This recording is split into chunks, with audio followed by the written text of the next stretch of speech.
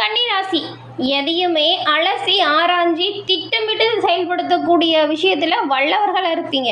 ஒழுக்கம், உண்மை, பகுத்தறிவு இது உங்களுக்கு இருக்கக்கூடிய பலம் அப்படின்னு கூட சொல்லலாம்.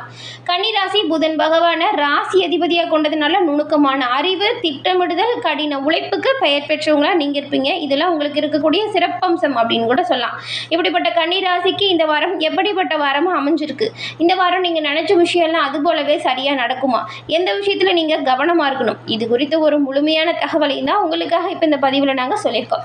இந்த பதிவு கன்னிராசி அன்பர்களை பொறுத்த வரைக்கும் ஒரு பயனுள்ள பதிவு அப்படின்னு கூட சொல்லுவோங்க. ஸோ ஸ்கிப் பண்ணாமல் முழுமையாக பாருங்கள்.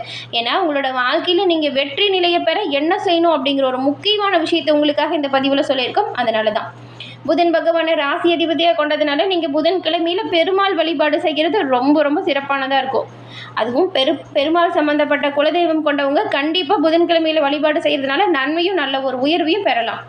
உங்களுடைய குலதெய்வம், இஷ்ட தெய்வம் பெயரை 3 முறை சேனல் கமெண்ட் பாக்ஸில் பதிவு பண்ணுங்கள். அப்படி பதிவு பண்ணும்போது உங்கள் ஆள் மனசில் ஒரு பிரார்த்தனை நினச்சிட்டு பதிவு பண்ணுங்கள். உங்களோட வாழ்க்கையில் சிறப்பான உயர்வு, நன்மை எல்லாமே கிடைக்க உங்களுக்கு வாழ்த்துக்களையும் உங்களுக்காக உங்கள் இஷ்ட தெய்வம், குலதெய்வத்திடம் நாங்கள் பிரார்த்தனையும் செஞ்சுக்கிறோம்.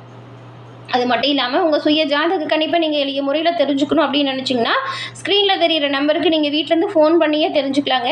எல்லா வகையிலுமே ஜாதக அமைப்பால் நன்மையை பெற கண்டிப்பாக இந்த ஒரு வாய்ப்பை தவற விடாமல் பயன்படுத்திக்கோங்க. எல்லாமே நல்லதாக நடக்கும். இந்த வாரம் என்ன மாதிரியான அமைப்பு உருவாகி இருக்குது, என்ன விஷயம் நீங்கள் நினச்சது போல் நடக்கும், எந்த விஷயத்தில் நீங்கள் கவனமாக இருக்கணும் அப்படிங்கிற ஒரு முழுமையான தகவலையுமே வாங்க நாம் இப்போ தொடர்ந்து பார்க்கலாம். கன்னிராசி அப்படின்னு சொல்லும் பொழுது பாருங்களேன், எந்த ஒரு விஷயமா இருந்தாலும் சரி எடுத்துமோ கவுத்துமோலாம் நீங்கள் செய்ய மாட்டீங்க. யோசிச்சு நிதானமாக சிக்கலான பிரச்சனையை கூட ரொம்பவுமே எளிமையாக தீர்க்கறதுல சிறந்தவங்களாக நீங்கள் இருப்பீங்க. இப்படி இந்த கன்னிராசியில் பார்க்கும் பொழுது உத்திரமில் 2, 3, 4ஆம் பாதங்கள் இருக்குது. அடுத்து அஸ்தம், அதுக்கப்புறம் சித்திரை நட்சத்திரமில் 1, 2ஆம் பாதம் இருக்குது. இந்த 3 நட்சத்திரங்களுமே புதன் பகவான் அதிபதியாக கொண்ட கன்னிராசிக்காரங்களாக இருக்கீங்க. நீங்கள் பாருங்கள், எதையுமே அழகாக பார்த்து ஆழமாக சிந்தித்து முடிவு பண்ணக்கூடிய ஒரு தர்க்க ரீதியான அணுகுமுறை செய்யக்கூடியவங்களாக இருக்கீங்க. வேலையில் நீங்கள் எப்பவுமே பர்ஃபெக்ஷன், அதாவது துல்லியமாக இருக்கக்கூடியவங்களாக இருப்பீங்க. உங்களுக்கான பணியை கரெக்டாக சொன்ன நேரத்துக்கு முடிச்சிருவீங்க. சிக்கலான பிரச்சனையும் ரொம்ப எளிமையாக தீர்க்கக்கூடிய தன்மை உங்ககிட்ட இருக்கக்கூடிய மிகவும் சிறப்பான குணமாக இருக்கும். கன்னிராசிக்காரங்க எல்லா விஷயத்துலையுமே முழுமையாக சிந்தித்து செயல்படணும் அப்படின்னு விரும்பக்கூடியவங்களா இருப்பீங்க. அதிகமாக சுதந்திரமானவங்களாக நீங்கள் இருப்பீங்க. யாரும் உங்களை ஒரு கட்டுப்பாட்டுக்குள்ளே வைக்கணும் அப்படின்னு நினைக்கவே முடியாதுங்க. அன்புக்கு அடிபணிவீங்க. மற்றபடி யாருக்கும் சொல் செயல் எதுலேயுமே நீங்கள் அடிபணிய மாட்டீங்க அப்படின்னு கூட சொல்லலாம். எல்லா விஷயத்துலையுமே நிரந்தர தீர்வு பெற்ற ஒரு சிறப்பான உயர்வு காணக்கூடிய ராசி இந்த கன்னிராசி. உங்களுக்கு இந்த வாரம் அமைப்பு எப்படி இருக்குது அப்படின்றத வாங்க இப்போ நம்ம விரிவாக பார்க்கலாம். இந்த மாதத்தோட கடைசி வாரம் இது அப்படிங்கிறதுனால இந்த வாரத்தோட கிரக அமைப்புகள் முதல்ல எப்படி இருக்குது அப்படின்னு பார்க்கலாம். இப்போ பாருங்களேன், மீன ராசியில் 3 கிரகத்தோட சேர்க்கை நடந்திருக்கு. இந்த வாரத்தில் மீன ராசியில் உச்சம் பெற்றிருக்கக்கூடிய சுக்கிரன் நகர்ந்து மேச ராசிக்கு பயிற்சியாகி வராரு. கிரகத்தோட சேர்க்கை அமைப்பு எப்பொழுதுமே 12 ராசிக்குமே தாக்கத்தை ஏற்படுத்தும். அதுவும் இந்த வாரம் சுக்கிரன், சந்திரன் 2 கிரக பயிற்சியும் நடந்திருக்கு. அதிலும் குறிப்பாக மீனத்தில் உச்ச பலனை தந்து வந்த சுக்கிரன் 26ஆம் தேதி மேசராசிக்கு நகர்றாரு. இந்த ஒரு விஷயம் நடக்குது அப்படின்னா அதை கஜகேசரி யோகம் அப்படின்னு சொல்லுவாங்க. இந்த கஜகேசரி யோகம் 12 ராசிகள் மீதுமே தாக்கத்தை ஏற்படுத்துது. இதில் இந்த கன்னிராசிக்கு சிறப்பான பலனா, சாதகமான வாய்ப்பா, பாதகமான பலனா, என்ன மாதிரியான அமைப்பை இந்த ஒரு விஷயம் ஏற்படுத்தும் அப்படிங்கிறத நம்ம இப்போ தெளிவாக பார்க்க போகிறோம்.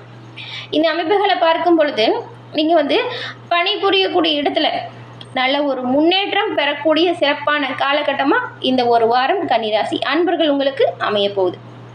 இந்த காலகட்டம் சுருக்கமாக சொல்லணும் அப்படின்னா உங்களுக்கு மிகவும் சாதகமான அமைப்பை ஏற்படுத்துது வேலை செய்யக்கூடிய இடத்துல. அதே போல் இந்த வாரம் நீங்கள் ஏதாவது புதுசாக ஒரு திட்டத்தை தொடங்கி வாழ்க்கையில் முன்னேறி செல்லக்கூடிய அமைப்பில் அடியெடுத்து வைப்பீங்க. கடந்த கால பிரச்சனை, சோதனை இதுக்கு முடிவு வரும். நீங்கள் ரொம்பவுமே சந்தோஷமாக இருக்க போகிறீங்க. பாருங்கள், உங்களுக்கான அமைப்பு எல்லாமே சரியான நேரம் இது. அமைப்புகள் அப்படியே கூடி வருதுன்னு கூட சொல்லலாம். தொட்டது தொடங்கும், நினச்சது நடக்கும். அவ்வளவு அற்புதமான ஒரு வாரமாக இந்த வாரம் அமையும். காதல் உறவுகளில் பரஸ்பர அன்பு மேலோங்கும். அதே போல் உங்களோட அன்பு இப்போ வலுப்பெறும் கூடிய அமைப்பும் இருக்குது. மகிழ்ச்சி அப்படிங்கிறது உங்கள் இல்லம் தேடி வருங்க. நிதி சார்ந்த விஷயத்தில் உணவு பூர்வமான காரணங்களால் கொஞ்சம் செலவு அதிகரிக்கலாம். செலவு பண்ணும்போது மட்டும் கவனமாக தான் கண்டிப்பாக இருக்கணும். பண விஷயத்தில் நீங்கள் கண்டிப்பாக எச்சரிக்கையாக இருக்கணும். எடுத்துமா கவுத்துமோன்னா எதுவும் செய்யக்கூடாது. பண வருமானம் நல்லா இருக்குது அப்படின்னா கண்டிப்பாக நீங்கள் செய்ய வேண்டிய விஷயம் சேமிப்பு. சேமிக்க தொடங்குங்க. நன்மையும் நல்ல ஒரு உயர்வையும் எல்லா வகையிலுமே பெறுவீங்க. இந்த வாரத்தை பொறுத்த வரைக்கும் வாழ்க்கையில் சமநிலையை பேணி நீங்கள் கண்டிப்பாக முன்னேறி செல்லக்கூடிய வாய்ப்பு. ஆனாலும் உங்கள் உடல் ஆரோக்கியத்தில் நீங்கள் கொஞ்சம் கவனம் செலுத்தணும். முழுமையாக ஆரோக்கியத்தை உணரணும் அப்படின்னா உடல் ஆரோக்கியத்தை கவனம் செலுத்தணும். வேலை தொழில் ரீதியாக நிறைய அலைச்சல் இருக்கும். இந்த அலைச்சல் கொஞ்சம் உடல் அசதியை ஏற்படுத்தும். அதனால தான் நேரத்துக்கு கரெக்டாக சாப்பிட்றது தூங்குறதை ஃபாலோ பண்ணுங்க அப்படின்னு சொல்கிறோம். உடல் ஆரோக்கியத்தில் கவனம் செலுத்தி வெளி உணவுகளை தவிர்க்க பாருங்கள். ஆரோக்கியமான உணவுகளை உட்கொள்ளுங்க. ஆரோக்கிய குறைபாடு வராமல் நீங்கள் கொஞ்சம் உடல் ஆரோக்கியத்தை இதனால் பேண முடியும். குடும்பத்தில் இது வரைக்கும் பாருங்கள், கடந்த காலத்தில் நிறைய பிரச்சனைகள் இருந்திருக்கும். சின்னதாக ஒரு வார்த்தை சொல்லியிருந்தாலே நிறைய வாக்குவாதம் நீடிச்சிருக்கும். நீங்கள் சொல்கிறத புரிஞ்சுக்காமல் நிறைய பிரச்சனைகள் உண்டாகியிருக்கும். அந்த மாதிரியான சின்ன சின்ன பிரச்சனைகளுமே இப்போ உங்களை விட்டு குடும்பத்தில் நீங்குது. குடும்ப உறவுகள் உங்களுக்கு எல்லா விஷயத்துலையுமே பக்கபலமாக இருப்பாங்க. குடும்பத்தில் நல்ல ஒரு குதூகலம் நீடிக்கும். உறவினர் வருகை இருக்கும். இல்லத்தில் சுப நிகழ்ச்சி நடப்பதற்கான வாய்ப்பு இருக்குது. அதாவது ரொம்ப நாளாக ஒரு விஷயம் தடைப்பட்டே போயிருக்குன்னு வச்சுக்கோங்களேன், அதெல்லாம் இப்போ நல்லபடியாக நடக்கும். மகிழ்ச்சி குதூகலம் இது அதிகரிக்கக்கூடிய வாய்ப்பு உங்களுக்கு அமைஞ்சிருக்கு. அது மட்டும் இல்லாமல் கணவன் மனைவிக்கிடையே ஏதாவது பிரச்சனை இருக்குது, தீர்க்கவே முடியல அப்படின்னு சண்டை சச்சரவு அதிகமாகிட்டே போயிட்டுருக்கு அப்படின்னு வச்சுக்கோங்களேன், இப்போ நீங்கள் விட்டு கொடுத்து அனுசரித்து போங்க. கண்டிப்பாக உங்களுக்கு இருக்கக்கூடிய பிணக்குகள் நீங்கும். நல்ல ஒரு அந்யோன்யம் அதிகரிக்கும். அவ்வளவு நல்ல ஒரு அமைப்பு இருக்குது. இந்த காலகட்டத்தில் கவனமாக இருங்க. கோபத்தை குறைச்சிக்கோங்க. நிதி சார்ந்த விஷயம், குடும்பம், தொழில், ஆரோக்கியம் எல்லாமே சிறப்பான உயர்வுக்கு வரும். அதேவது உங்கள் பிள்ளைங்களுமே உங்களோட எண்ணப்படி நடந்துக்குவாங்க. அவங்களோட செயல்கள் உங்களுக்கு கொஞ்சம் ஆறுதலாக இருக்கும். இந்த கன்னிராசிக்காரங்க உங்கள் தாயின் தேவைகளை அறிஞ்சு பூர்த்தி செய்யுங்க. இதனால் மகிழ்ச்சி உண்டாகும். உங்கள் சகோதரர்கள் இருக்காங்க இல்லையா, அவங்களுமே உங்களுக்கு இப்போ பக்கபலமாக தான் இருக்க போகிறாங்க. நீங்கள் கேட்ட உதவியை தக்க சமயத்தில் உங்களுக்கு கொண்டு கொடுப்பாங்க. அது பணம் பொருள் எதுவாக இருக்கட்டும், உங்களுக்கான உதவி உங்கள் கூட பிறந்தவங்களால் கண்டிப்பாக இந்த வாரம் நடக்கும். நீங்கள் ஏதாவது தொழில் விரிவாக்கம் செய்யணும், வியாபார விரிவாக்கம் செய்யணும், இல்லை குடும்பத்திலே ஏதாவது சுப நிகழ்ச்சி செய்யணும் அப்படின்னு நினச்சிங்கன்னா எதிர்பார்த்த கடன் உதவி கரெக்டாக அந்த நேரத்துக்கு கிடைக்கும் பாருங்கள். சுப நிகழ்ச்சிக்கான வாய்ப்பு இருக்குது.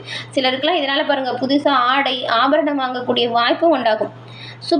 சுப செலவு செய்கிறது நல்லது தான். ஆனால் செலவு பண்ணும் பொழுதும் எது அத்தியாவசியமோ அதுக்கு முக்கியத்துவம் கொடுங்க. ஆடம்பர செலவுகளை தவிர்க்க பாருங்கள். தொழில் வியாபாரம் நல்லா அமையுது அப்படின்னா அந்த காலகட்டத்தை பயன்படுத்தி சேமிக்க தொடங்குங்க. இது சிறப்பான ஒரு உயர்வையும் நன்மையும் உங்களோட வாழ்க்கையில் கண்டிப்பாக ஏற்படுத்தும். இந்த ஒரு வாய்ப்பை தவற விடாமல் கவனமாக ஞாபகம் வச்சு பண்ணுங்கள். அதே போல் வேலை இல்லாமல் ரொம்ப நாளாக இருக்கும், புதுசாக வேலைக்கு ட்ரை பண்ணுறோம் அப்படின்னா நீங்கள் விண்ணப்பம் செஞ்ச வேலை அந்த நிறுவனத்திலேருந்து இப்போ பாருங்கள் நல்ல தகவல் உங்களுக்கு வரும். நீங்கள் நினச்ச வேலையை இப்போ பெற முடியும். வேலையில் இருக்கிறவங்களுக்குமே உங்களுக்கான பணிகளை சிறப்பாக செஞ்சு காட்டுங்க. கொடுத்த நேரத்தில் கொடுக்கப்பட்ட பணியை சிறப்பாக செஞ்சு முடிக்கிறதுனால நல்ல ஒரு பதவி உயர்வோடு கூடிய சலுகைகளை பெறக்கூடிய அமைப்பு இப்போ உண்டாக்கியிருக்கு. இந்த காலகட்டம் அவ்வளோ அற்புதமாக இருக்குங்க, பயன்படுத்திக்கோங்க. வியாபாரத்துலேயுமே நல்ல ஒரு முன்னேற்றம் இருக்குது. நல்ல ஒரு தரமான பொருட்களை வச்சுக்கோங்க, லாபத்தை அதிகரிக்கலாம். கொடுக்கல் வாங்கல பிரச்சனை இருந்துச்சுன்னா அந்த பிரச்சனையுமே இப்போ இருக்காது. பணியாளர்கள் நல்ல முறையில் உங்களுக்கு ஒத்துழைப்பு தருவாங்க. குடும்பத்தை நிர்வகிக்கக்கூடிய பெண்களுக்கு தேவையற்ற செலவுகள் ஏற்பட்டு அந்த செலவு கொஞ்சம் மனதை சஞ்சலப்படுத்தலாம். அதனால் செலவு விஷயத்தில் குடும்ப பெண்கள் கண்டிப்பாக கவனமாக தான் இருக்கணும். பெண்களை பொறுத்த வரைக்கும் தேவையில்லாத செலவுகளை தவிர்க்க பாருங்கள். இது மன சஞ்சலத்தை குறைக்கும். இல்லைன்னா செலவு செஞ்சதுக்கப்புறம் அது பின்னடைவு ஏற்படுத்துது அப்படின்னா கண்டிப்பாக அது மன சஞ்சலத்தை கொடுக்கும். அப்புறம் ரொம்பவுமே கஷ்டப்படுற மாதிரியான சூழல் இருக்கும். செலவு பண்ணும்போது பார்த்து பண்ணுங்கள். வேலைக்கு போகிறவங்களா இருந்தால் அலுவலகத்தை பொறுத்த வரைக்கும் பணி சுமை குறைந்து காணப்படும். உங்கள் சிறப்பான செயலுக்கு சலுகைகளும் உயர்வும் கிடைக்கும். குடும்பத்தில் இருக்கிறவங்களோட அன்பும் ஆதரவும் எப்பவுமே உங்களுக்கு பக்கபலமாக இருக்கும். எல்லாமே சிறப்பான உயர்வையும் நன்மையும் உங்களுக்கு கிடைக்கணும் அப்படின்னு நினச்சா நீங்கள் தினந்தோறும் உங்கள் வீட்டு பூஜை அறையில் தீபம் ஏற்றி இறைவன் வழிபாட்டை தொடர்ந்து செய்யுங்க. தினந்தோறும் பெருமாள் வழிபாடு உங்களோட வாழ்க்கையில் சிறப்பான உயர்வை கண்டிப்பாக ஏற்படுத்தும். இந்த உத்திரம் நட்சத்திரக்காரங்களை பொறுத்த வரைக்கும் இந்த வாரம் மனக்குழப்பம் விலகுது. உடல்நிலை சீராக மாறுது. வேகமாக செயல்பட்டு எடுத்த வேலையை நல்லபடியாக செஞ்சு முடிப்பீங்க. சிலருக்கு எதிர்பாராத இடமாற்றம் வரலாம். சனிக்கிழமை அன்னைக்கு நிதானமாக செயல்படுறது நல்லது. அஸ்தம் நட்சத்திரக்காரங்களுக்கு குரு பார்வையால் நினைச்சது சாதிக்கக்கூடிய அளவுக்கு யோகம் உண்டாகுது. எதிரிகள் தொல்லை உங்களை விட்டு விலகுது. வழக்கு விவகாரங்கள் சாதகமாக மாறுது. வியாபாரம் தொழிலில் நல்ல ஒரு முன்னேற்றம் இருக்குது. வர வேண்டிய பண வருமானம் நல்லா கிடைக்கும். சிலர் புதுசாக இடம் வாங்கணும், வீடு வாங்கணும் அப்படின்னு முயற்சி செய்கிறவங்களுக்கு அதை கவனமாக செய்யுங்க. புதிய முயற்சிகளில் கவனம் எச்சரிக்கையாக இருக்கணும். சித்திரை நட்சத்திரக்காரங்களுக்கு பாருங்கள், செவ்வாய் புதன் பகவானால் எடுக்கக்கூடிய முயற்சிகள் எல்லாமே வெற்றி வாய்ப்பை ஏற்படுத்தும். நினச்ச வேலை நல்லபடியாக நடக்கும். உடல்நிலை சீராக இருக்கும். கேட்ட பணம் கை வந்து சேரும். கடன்களை அடைச்சி நிம்மதி அடைவீங்க. சிலருக்கு புதுசாக ஒப்பந்தம் கிடைக்க வாய்ப்பு இருக்குது. அரசியல்வாதிகளுக்கு செல்வாக்கு உயரக்கூடிய யோகம் இருக்குது. நீங்கள் திங்கட்கிழமை அன்னைக்கு பொறுமையாக நிதானமாக செயல்பட்டால் எல்லா வகையிலுமே நன்மையும் நல்ல ஒரு உயர்வையும் பெறலாம். என்ன நேயர்களே, இந்த பதிவு நீங்கள் பயன்பெறக்கூடிய வகையில் அமைஞ்சிருக்கும்னு நினைக்கிறோம். பதிவு பிடிச்சிருந்தால் லைக் பண்ணுங்கள். உங்கள் குடும்ப உறுப்பினர்கள் கன்னிராசியாக இருந்தால் அவங்களுக்கும் இந்த பதிவை ஷேர் பண்ணுங்கள். நீங்கள் இப்போ தான் ஃபர்ஸ்ட் டைம் நம்ம சேனலை பார்க்குறீங்க அப்படின்னா மறக்காமல் நம்ம சேனலை சப்ஸ்கிரைப் பண்ணி வச்சு பாருங்கள். தொடர்ந்து பார்த்தமைக்கு நன்றி நேயர்களே. நன்றி, வணக்கம்.